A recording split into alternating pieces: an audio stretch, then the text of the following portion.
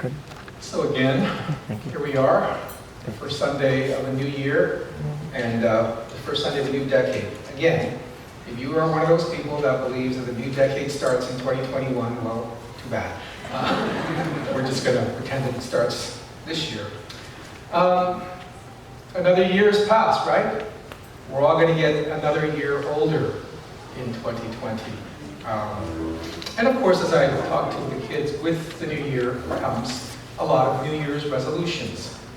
I was at the gym at Thompson Community Center this week, and it was amazing the number of new people that I saw.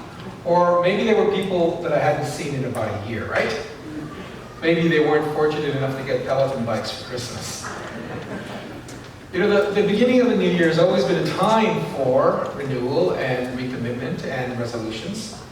Some years back, there was an article in a newspaper that said that no one over the age of 40 should try anything new for the first time. And the author said, I'm pushing 44, and I'm pushing 44, which seems to be the only exercise that I can achieve with any aplomb these days.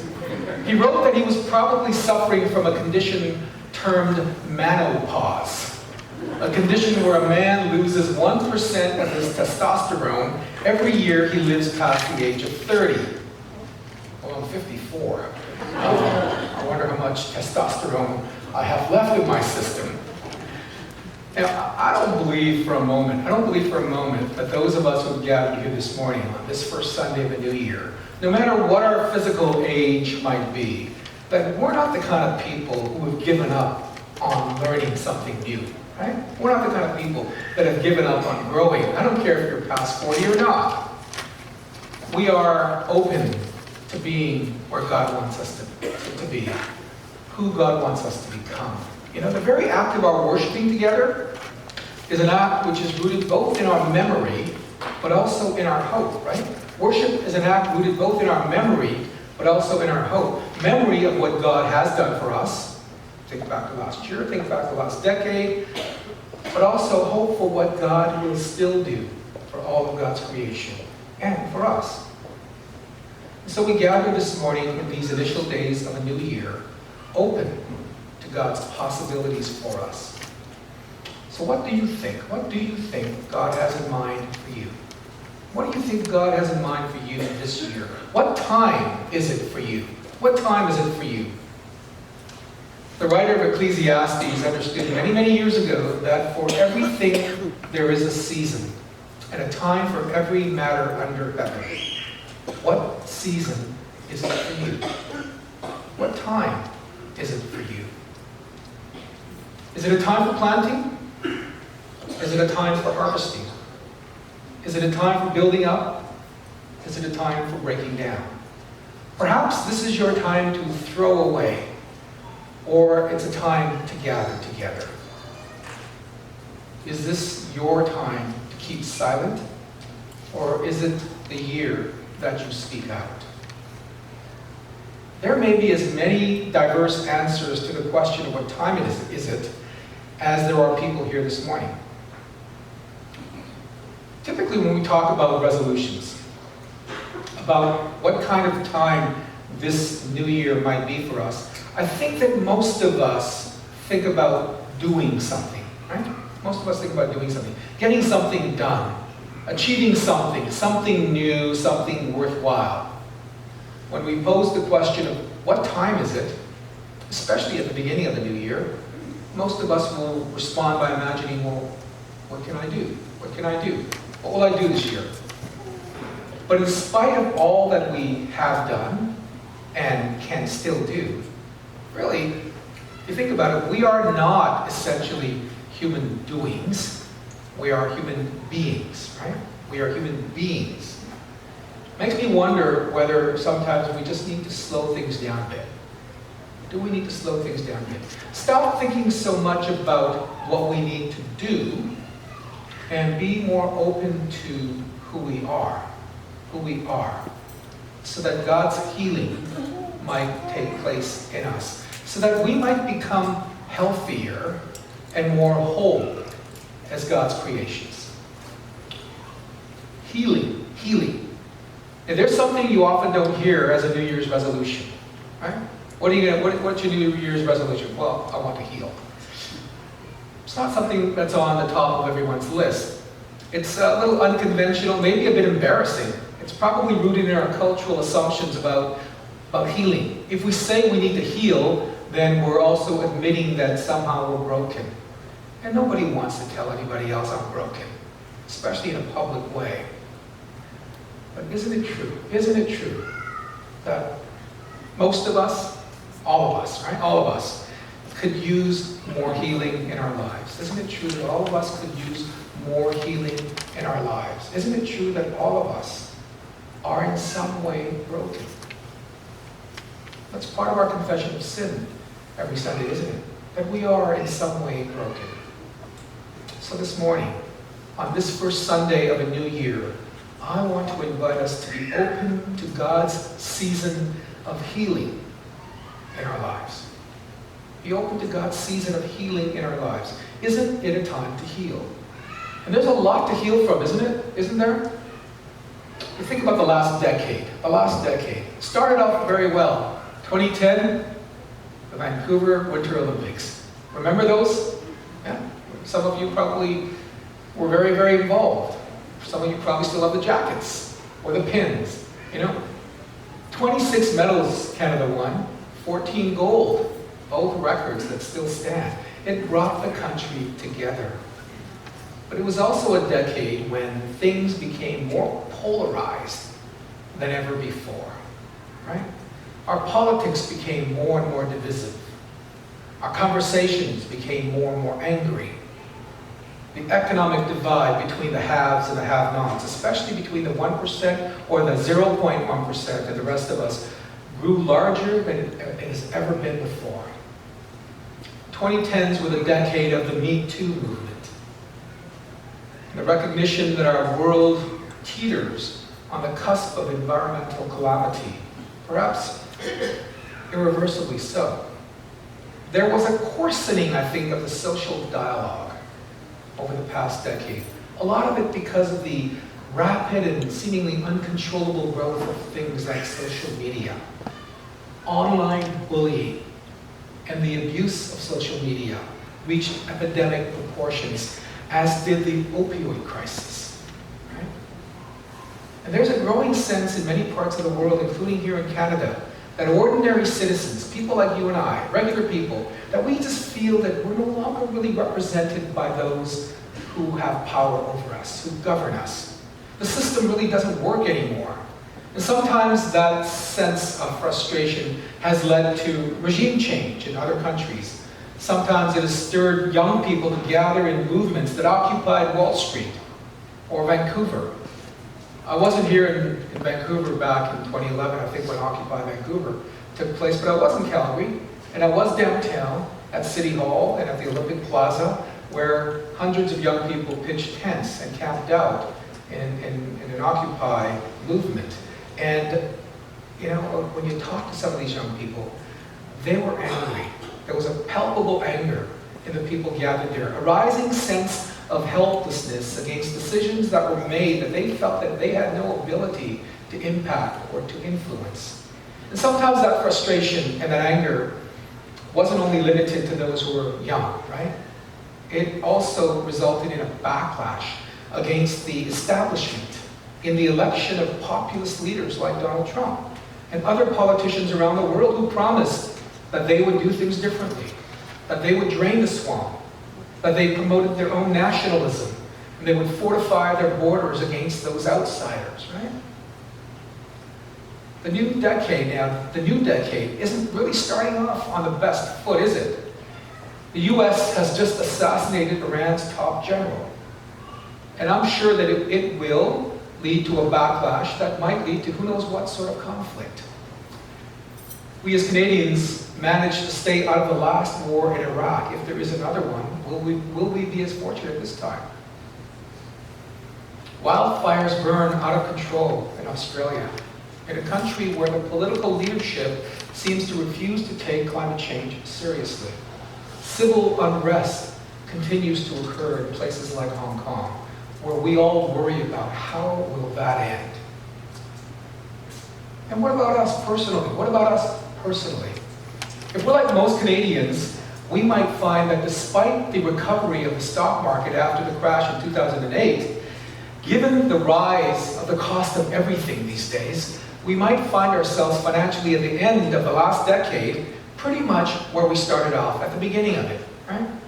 And while we might bemoan our misfortune in the lack of change in our financial health over the past 10 years, most of us would love to be able to say the same about our physical health.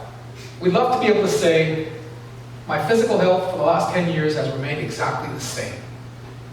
But sadly, for many of us, the news of recent years has been that of declining health, alarming discoveries, troubling diagnoses. And let's face it, the trouble isn't only limited to our physical health. We are, no doubt, the most health-conscious culture in the history of our planet.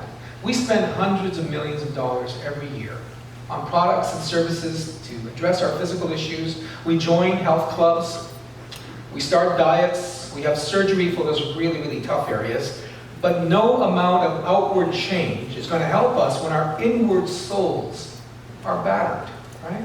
No amount of outward change is going to help us when our inward souls are battered by the fracture of relationships, by the loss of loved ones, by the rupture of job loss, by the torment of loneliness and rejection, or a whole host of other invisible injuries. It is time to heal. We need to heal. We need to heal. There is much to heal from. There is much to heal from.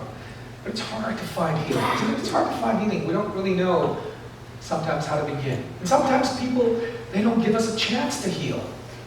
Some people who we need to be reconciled to, well, they die. Or they leave. And they leave us with no opportunity to heal. Little things remind us all the time of the pain we thought we had so carefully hidden away in the deepest recesses of our hearts. We get conditioned to believing that there's precious little that we can do about the suffering that we see all around us, especially when we seem so powerless to do anything about the suffering that we know too intimately in our own lives. If we can't fix that, how do we even address the suffering around us?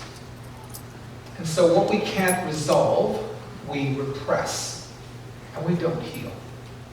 We can't resolve it, we just repress it. We don't heal. Our lives get narrower and narrower until we, in our fear, convince ourselves that we really can't afford to care, that we can't allow ourselves to be vulnerable.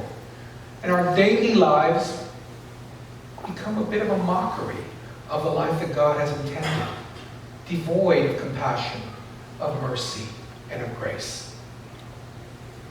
It was interesting for me to read that in the Old Testament, the Hebrew word for Egypt is Mitzrayim. Mitzrayim. That's the word for Egypt.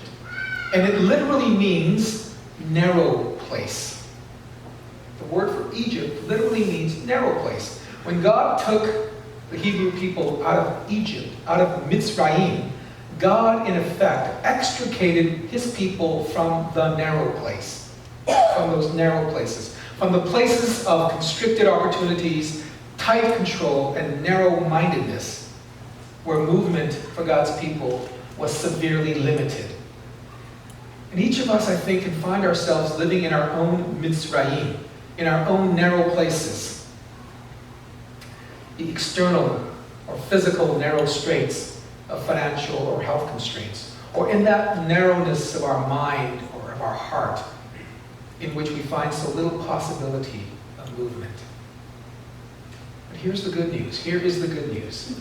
That the same God who brought the people of God out of those narrow places, out of bondage, also desires to bring us out of our narrow places, our bondage, our Mitzrayim, and into God's healing, and into God's wideness, into God's newness. There's a hymn that says there is a wideness in God's mercy, like the wideness of the sea. There is a kindness in his justice, which is more than liberty. For the love of God is broader than the measure of our mind, and the heart of the eternal is most wonderfully kind. The prophet Isaiah understands this wideness of God's mercy and love when he writes, "The Lord has sent me to bring good news to the oppressed, to bind up the brokenhearted, to proclaim liberty to the captives and release to the prisoners, to comfort all who mourn, to give them a garland instead of ashes, the oil of gladness instead of mourning, a mantle of praise instead of a faint spirit." God is the God who redeems us from those narrow places and brings us into the fullness of the life that God has desired and intended for all of us. We need this healing. We need this healing. It is a season for such healing. It is a time. This is the time for God's healing. Someone once wrote that when you swallow a stone, you become a stone. And of course we know the words of the famous Simon and Garfunkel song, right? I am a rock. I am an island. And a rock feels no pain. And an island never cries. We know that's just not true. It's just not true. We feel pain. You and I feel pain. We cry. But God hears our cries. And God knows our pain. Part of our healing comes from being vulnerable, being truthful, being able to trust when we think we can never trust again, being able to imagine that the way things are now are not the way things will always be. Right? Listen as I read from Ecclesiastes once again. Listen to the reading, and this time listen to the words you hear. Listen to a word, one word, or think about a word on your own. Something, a word that could describe something that you might do this year. Something that may be a way for God to move you from your narrow places to the wideness of life that God has in mind for you. Listen. For everything there is a season and a time for every matter under heaven. A time to be born, a time to die, a time to plant, and a time to pluck up what is planted. A time to kill and a time to heal. A time to break down and a time to build up. A time to weep and a time to laugh. A time to mourn and a time to dance. A time to throw away stones and a time to gather stones together. A time to embrace and a time to refrain from embracing. A time to seek and a time to lose, a time to keep, and a time to throw away, a time to tear, and a time to sow, a time to keep silence, and a time to speak, a time to love, and a time to hate, a time for war, and a time for peace. Think about it. Either from that reading, think about a word on your own. Maybe we need to be born this year to a new idea, a new commitment. Or maybe we need to die to something, throw away something. Maybe we need to embrace someone or love someone, speak out on someone's behalf, make peace with someone. It's an act of healing to bring that one thing before God so that God can help move us out of our mitzvahim, out of our narrow places and into the wideness of God's grace. Like the kids did earlier in the service, take a moment and lift up that word, that possibility, as an offering to God. As an offering to God. Give it to God.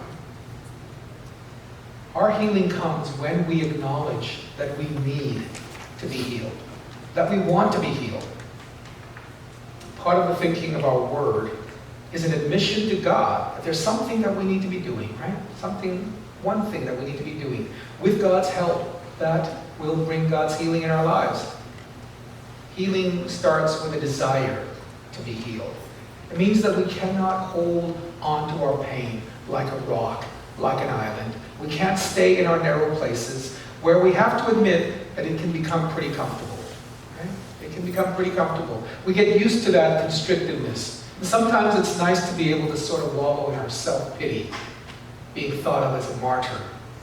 But healing comes when we realize that it's time to get a new life instead of always mourning the old one. Right? It's time to get a new life instead of always mourning the old one. Healing comes when we realize that we're not finished creations. We are not finished creations. None of us, whether we're over 40 or not, God says you can do a new thing. Right? We're not finished. God has more. God has more in mind for us. Maybe we can't imagine how it could be really that much different than we are. We can't imagine that. But God can. And God has.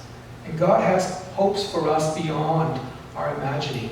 Healing comes as we take that first step in trust, with hope, into newness. And healing comes with a passage of time, right? We need to be patient with God and with ourselves. Healing is not some sort of just magic trick. Take this pill and you'll be all better, right? Do this exercise and suddenly you won't feel any pain. It's not a magic trick. God cannot make us forget everything that has hurt us as if it never happened. Healing comes with the process itself. As we wrestle with pain, as we learn to transcend and move out of that narrowness which threatens to control us and define us and shape us, and as we learn to embrace more and more the wideness of God's mercy, love, and hope, only by living through the time that it takes for us to heal, to move from our narrow places and into our wide places, can we truly experience healing. It takes time. Ecclesiastes says that there is a time for healing. And time will be an essential component to our healing. What time is it for you? What time is it for you? It's the question with which this sermon started. What time is it for you? It's a time to heal for all of us. For unless we heal, how do we bring healing to others? To the pain that we see around us. There is a wideness to God's mercy which is wider than the sea. There is a kindness in His justice which is more than liberty. For the love of God is broader than the measure of our mind, and the heart of the eternal is most wonderfully kind. This, friends, is our steadfast hope. This is where our healing begins. So my friends, my sisters and brothers in Christ, let this be a season of our healing, a season of our renewal, by the gift and by the grace of God. Thanks be to God. Amen.